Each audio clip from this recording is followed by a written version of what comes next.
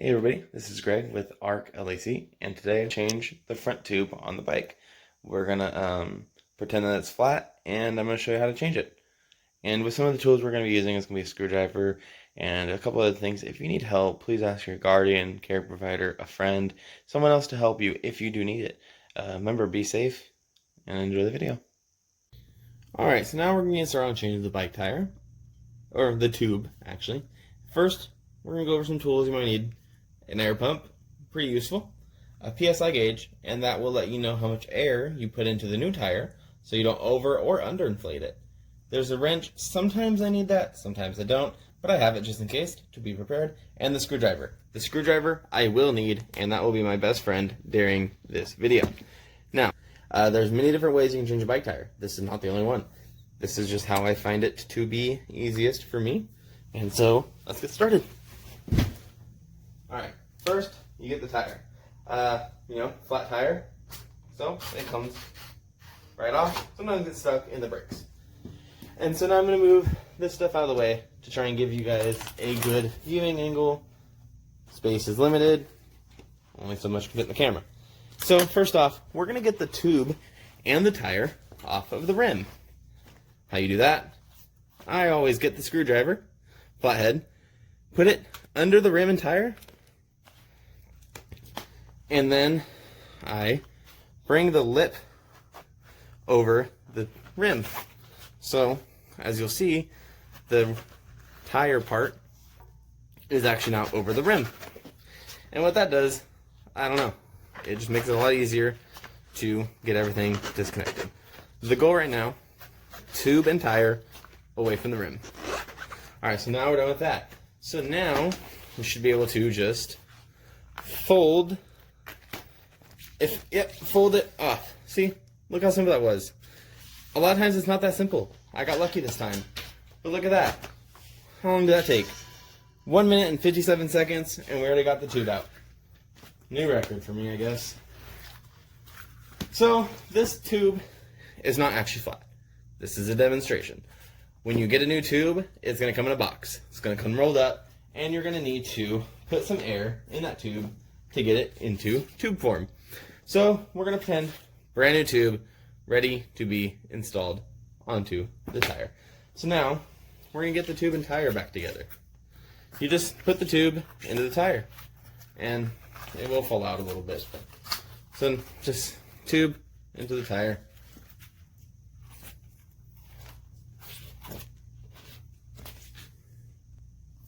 And it's a lot easier if you do it on the ground. So, air pump in the way.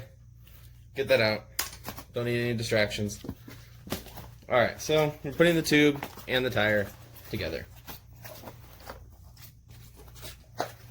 And because I know this video can be long, if I wanted it to be, I'm trying to go a little fast. So it's not a boring video for you guys, and it's reasonable time.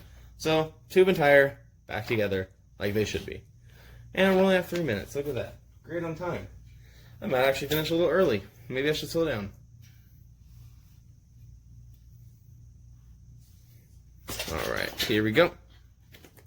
So now, rim, tube and tire, putting it back together.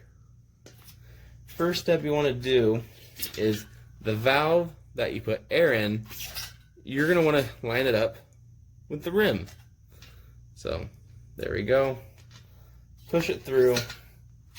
So now, this is what you should see. Tire, tube, rim, valve.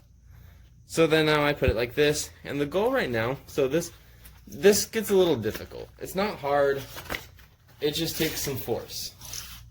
So the goal right now is to get this lip, where's my screwdriver, and this is where your screwdriver becomes the best friend. So you're going to put it like this,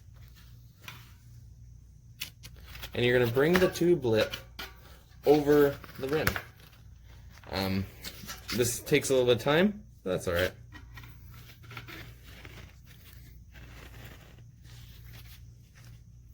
Alright, so here we go. Takes a little force too.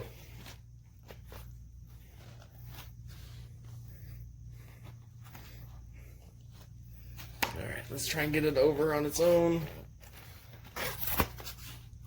Alright, so now we have almost completed this, come over to this side.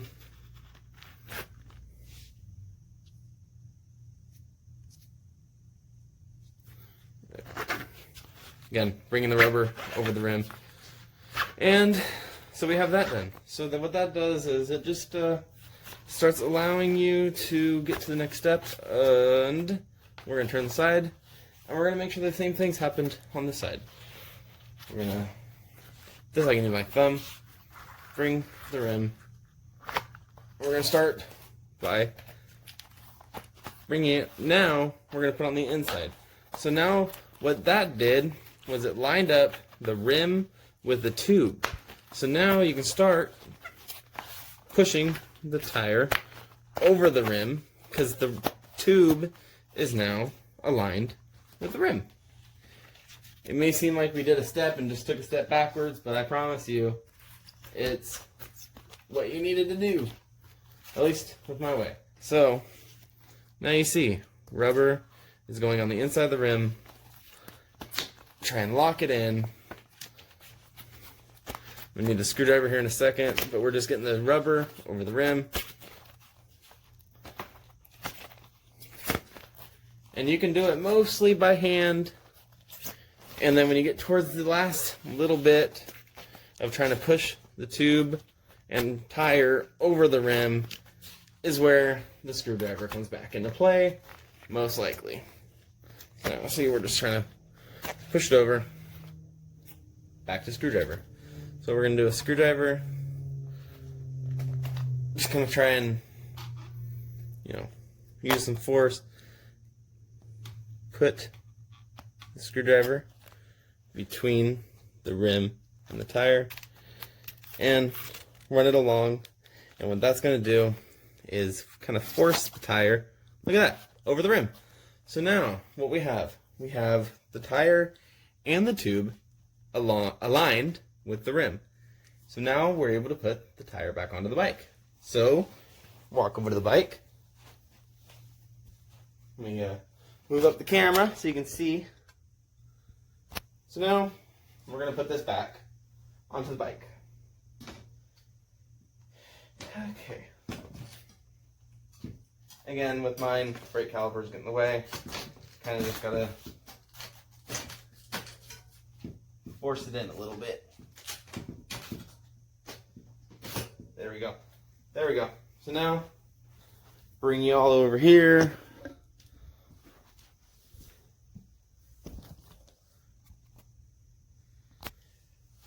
Next step, we just replaced a flat tire, which means there's no air. Now we're going to fill it with air. Get the air pump. Okay. Bring the valve down. So I like to do it with the valve facing down. I don't know if you have to or not, but that's the way I do it. Lock it into place. So now, on the side of each tire, it will tell you how much PSI to put in. This tire takes 60 to 95 PSI. So we're just going to pump up the bike, tire.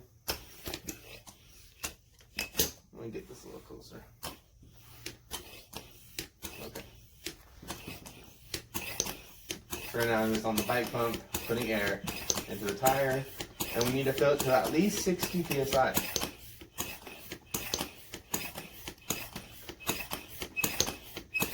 If you want to be a little smarter, you can go to a gas station and they have those automatic pumps. But this is how you do it at home. You get a foot pump.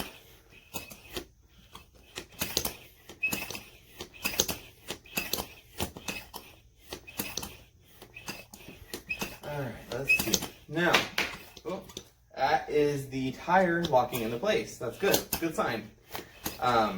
What that locking does is it helps prevent your tire from disconnecting from the rim while you're riding your bike. So now take off the air hose. You're going to want to kind of do this quickly because you can let air out if you're not careful. And with the PSI gauge, we're going to check how much air we got.